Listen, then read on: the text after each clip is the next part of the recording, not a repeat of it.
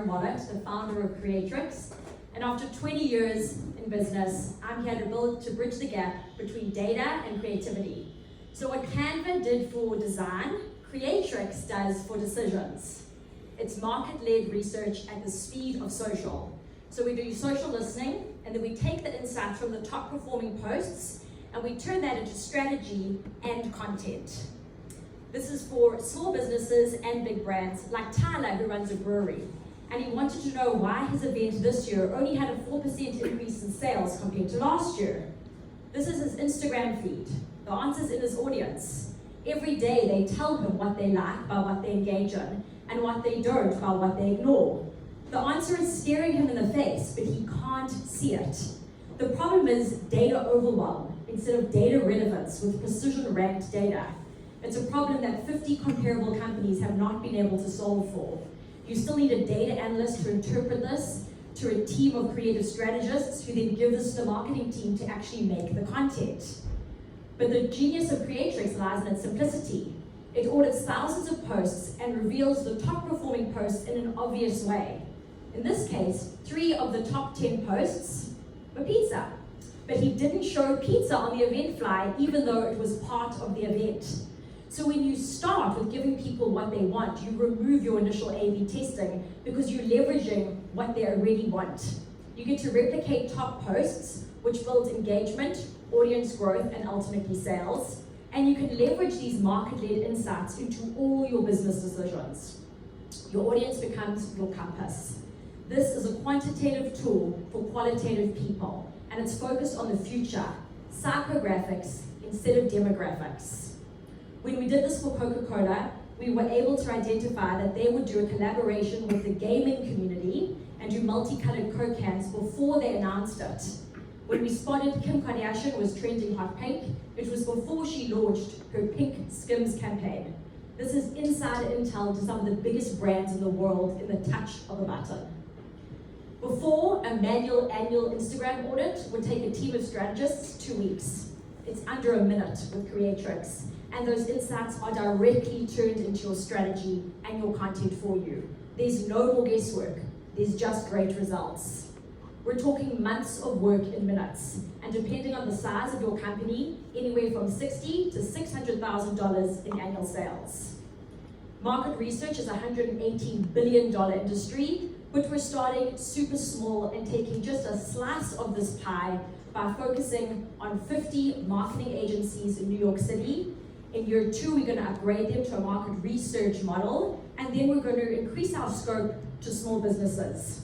We sold our 10K MVP before it was built, and an additional 70% in customized features. We've just launched Creatrix micro products and have got traction in that. There's a huge market to tap into, but like I said, we're just being really streamlined. My team has a collective experience of over 60 years. I've worked with some of the biggest brands in the world and achieved a green card for exceptional ability as an entrepreneur. This is the future of market research, and we believe that in the future, no good decision will be made without Creatrix.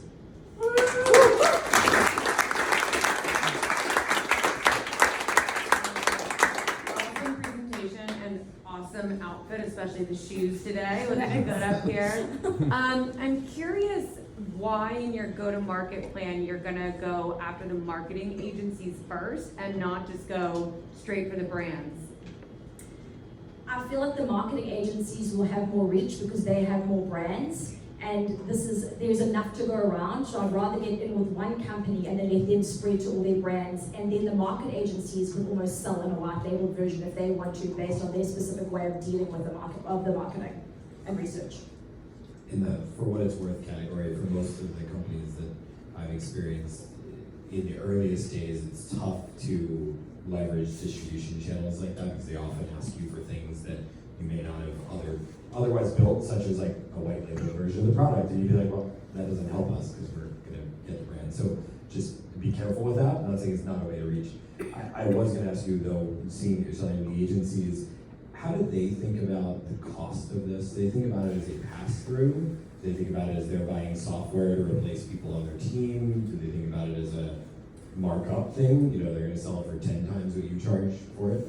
It's both, so it's mainly to supercharge their existing team. So a lot of these companies would have, say, a marketing intern or someone fresh from college who's doing it. They're paying them $75,000, but they don't have the time to do the depth of research. So their strategy is based on assumption or scrolling through. So this really empowers them to make way better strategic decisions, and then it can replace some of the other things that person would be doing within their role. So there's a breakdown of the different services that this can fulfill and the different roles that it can support, how we got to that number of between 60 to 600,000. And then yes, the second part is they would absolutely white label sell it at a later stage.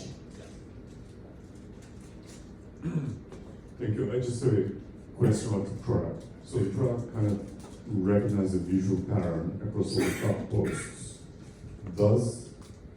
Yeah, sort of. So what you saw is how the data is displayed, which isn't the visual. But what you don't see is behind the scene, our APIs and then AI is interpreting everything about that. So the audience sentiment, the trends, the storytelling, the way that it's spoken, analyzing the comments. So it's getting the holistic view of why that post works, and then it's translating that into strategy. In terms of the custom features, you could choose and say, give me a visual breakdown of what's working, or you could say, tell me audience sentiment, or content forecast plan, or competitors report, but the data is all the same, it's just how you interpret it. That's the custom features. Got it. So it's a very cool product, and it works obviously, but I think that's why you put after marketing agencies, because they have these roles within the agency, and not maybe single influencers, so they are not able to use it because they don't have that taxonomy.